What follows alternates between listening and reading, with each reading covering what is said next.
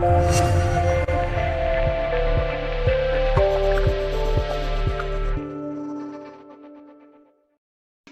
and thank you for watching another video with Mind Money Masters. I'm your host, Cameron Clark. Today we're going to talk about an emergency fund savings account, and if you really need one, or if that is just the way the financial industry's smart way of getting you to give them more of your money. Before we start, please help me out and subscribe to my channel and turn on these notifications so you can see when a new video is released. Banks and financial advisors often talk about an emergency fund savings account. I also call it an emergency fund as something that's required for every individual. Is it really required? Are there other financial vehicles that can potentially accomplish this? In this review, what we're going to talk about is the emergency fund savings account, where we will discuss what this is, how much you should potentially have, how to start one, and if there's any options that you can use other than maybe a savings account. I would encourage you to read to the end as I give my personal thoughts on this emergency fund savings account.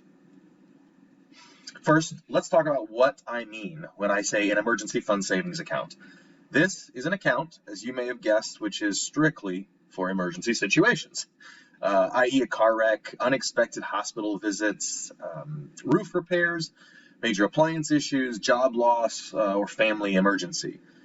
Predominantly though, for job loss and family emergency. Typically, you can have car insurance if you have a car accident, health insurance for doctor visits, home insurance for roof repairs, and maybe even a home warranty to cover any major appliance issues. But you should know that if you don't have any of these insurances or warranties for whatever reason, then the emergency savings account can be used for these items. I also like to call it a peace of mind fund, so you can sleep at night and knowing that any major issue is probably going to be covered since you have a special fund for it. It does also offer a better alternative to going deeper into debt. Paying for these unexpected expenses with a credit card or a personal loan can be terrible, not only to your credit score, but also with the interest rates, you end up paying more for it. So that's not necessarily the best way to go about doing it. The challenge here is that you really just need quick access to funds. So it doesn't necessarily have to be in cash. And I will talk about that a little bit later, but most mutual funds can be withdrawn in one day.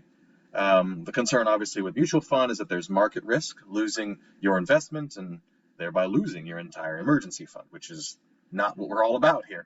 Like I said, we will talk later about these options before we continue on and where to store these funds if you do decide to start an emergency fund savings account. So the big question is now, right? How much do I need? Now that we know what it's for, you might be thinking you need one of these. Well, first of all, it's not a special account. It's just any account that is potentially separated from your main account. So like a vacation fund, an investment fund, it could even be another checking account or another savings account. Some advisors would hold to the concept that you call it maybe, I would call it maybe an expense evaluation emergency fund. So if you keep 3, 6, or even 12 months of your necessary expenses in this fund, then maybe that's enough. So it's evaluating this need for an emergency fund based upon your expenses. However, how do you decide? If you live more like a contract employee and don't have a guaranteed positions, maybe you need more. If you're gainfully employed and have been at the same position for several years, maybe you need less.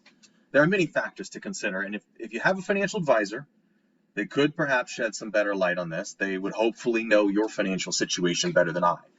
I would encourage you to question everything, though, when it comes to their advice. Make sure you understand why they're giving you their advice. Here's an example that I would say, just if we're needing some hard kind of facts surrounding what I mean by this enough expenses for 3, 6, and why would I want to do 3, 6, or 12. If someone is in a full commission sales position and it's perhaps the only person working in a family of 5, say they have 3 kids, And, depending on the sales position, the income could be cyclic and therefore go months without a commission. So if you don't have any money saved up for everyday expenses, then maybe storing up 6 months for an emergency plan is good for you. Now, how do we start this? So it's actually really easy, and it's a lot easier than maybe you think. There are so many auto-save applications that round your everyday bill's expense to the nearest dollar and deposit it into a savings account for you. Auto investing makes it very easy by just taking a portion of every paycheck and putting it into another account. You can manually budget for this as well. So every time you get paid, you manually move it over as one of the line items in your budget. So it's in one of the expense columns of your budget. You move it over and pay yourself into this fund. So if we opt for creating this account, this emergency fund savings account, where do we open it? Where do we keep the funds? This is the biggest part, I would say, of this video that is up for open debate. The obvious answer is open a savings account. It's an emergency fund savings account. Why don't I open a savings account for it? Well, though that may be the most obvious, it may not be the best for you. The stock market can be considered risky, but if you manage that risk, you could get quite a bit more return potentially on your funds in your emergency fund than you would at a bank account. So if you look at a low cost, low risk mutual fund, that may be a way for you to share it and store it with a mutual fund. There's also money market mutual funds, bond funds that could potentially earn a higher rate of return than just a bank. One of the ones that I really want to bring up, though, and I put it in there lastly, it's actually second on the bullet points, but lastly is an insurance policy. Did you know that you can actually get a life insurance policy that has cash riders, and you can immediately, well, maybe not immediately, but after the first 30 days, after a deposit, you make a deposit into the insurance policy, and after 30 days, you can withdraw up to maybe even more than 50% of that value that you put into it. So this is actually, I'm going to talk about this a little bit later, but there are several nuances to this, and I would encourage financial education, of course, that will recommend how to do this correctly. I will put books, there's 2 books that I'm thinking of right now that I'm going to put in our description, so you'll be able to have access, a direct link to those. Definitely encourage you to read those. It's a really interesting concept, and the concept is known as the infinite banking system, if you're familiar with that at all, but that's the concept. So final slide here is my final take, my final opinion on this topic. Hopefully you're still listening to this and looking forward to my personal thoughts. Up until this point, it's been a lot of opinion. I'm sorry, not a lot of opinion, been more of information. So, honestly, I would still encourage you to seek advice from the registered investment advisor or financial advisor. But truth be told, there are multiple schools of thought on this. So in my final take, my opinion is that there's no real clear answer. I will tell you, I do not agree with putting 6 months of cash in a savings account. You've got to understand that people who save lose money.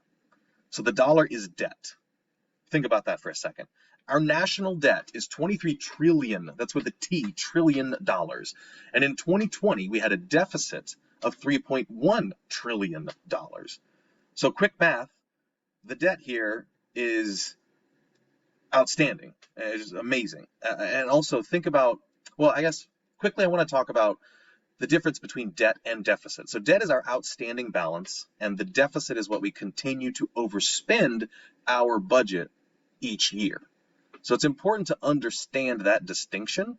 If we have $23 trillion in debt and our deficit is the same in 2021 as it was in 2020, our new debt would be $26 trillion. But by the way, it will most assuredly be higher in 21 due to the various relief programs and various spending items of the administration. All that being said, cash is debt. It doesn't have any value. It's a form of exchange that we should use to buy assets. Now, a savings account is not necessarily a good asset, as you lose value every year on that particular asset. If you get a return of 1%, which is high in a savings account, but the consumer price index or inflation goes up 2.5%, you lose 1.5% on that money every single year. Now, how banks use this strategy, or how banks use your savings as a strategy to beat inflation and make sizable returns is this example. So they'll take say you made a deposit into your emergency fund savings account of $10,000. The bank can typically loan out 10 times that amount. So they take your $10,000 and loan $100,000 to your neighbor at 8% interest. They can do this because the reserve requirement is only 10%. So 10% of 100K is 10K. So your 10K is still accessible potentially to you, but the banks loan out someone the digital equivalent of $100,000. Yeah. Now we can go further into the banking system on another video. It's definitely something that I'm very passionate about, but I want you to be aware that the bank uses your money to make a lot more money. Banks are masters of using other people's money. I also mentioned earlier that there are alternatives to putting money in a bank, and that would be the life insurance alternative. That's a potential option. Like I said, I'm going to offer 2 books in the description that I would really encourage you to read. But really, it all comes down again to financial education. The more you know about the topic of financial management and anything related to financial matters, the better you will be. I want to thank you so much for listening. But before you go, if you are interested in starting a business and increasing financial knowledge, I will also share a program with you in the description that I use personally to help me become successful to build an online business. Please check out the Entre Institute link in my description. Thanks again so much for listening. Cheers to your success, and I want to see you at the top.